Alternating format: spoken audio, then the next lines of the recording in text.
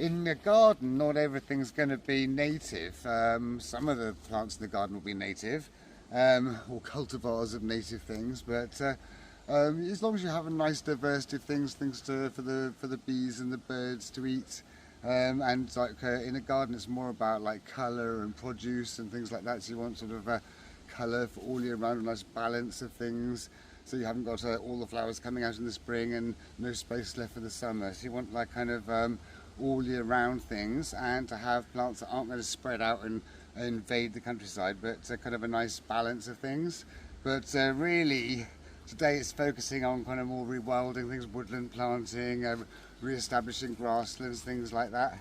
So you want to get this this whole kind of natural balance going really as soon as possible whenever you start any kind of project.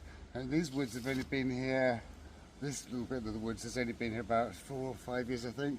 The bit over the other side of the pond has been there for about a decade. It's all like adding little bits at a time.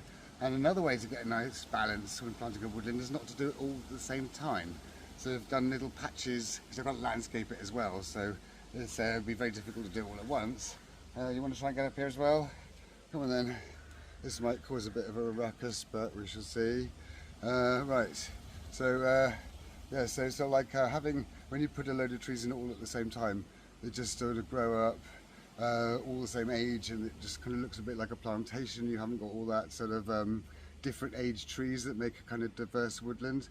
So what I try and do here is just do a landscape bit here, a bit there, and sort of plant them when they're established, plant another bit next to it. So you've got a kind of a bit of a patchwork. I also do patches of shrub trees. I don't plant the big trees in every bit. I let them seed themselves in. So I leave a lot as shrub trees. It's got like the canopy and it's woodland, but then the bigger trees kind of seed themselves in later at their own pace, and then you get more of a kind of different aged of trees and things like that. It's also helpful with existing hedges or existing trees, because then you've got some other ones that are a different age, and that's really good. So this is unusual. Usually one of them wins and the other one has to jump off, but they seem to be quite happy like that. This is Tarquin here, Tarky for short, and this one is Khan.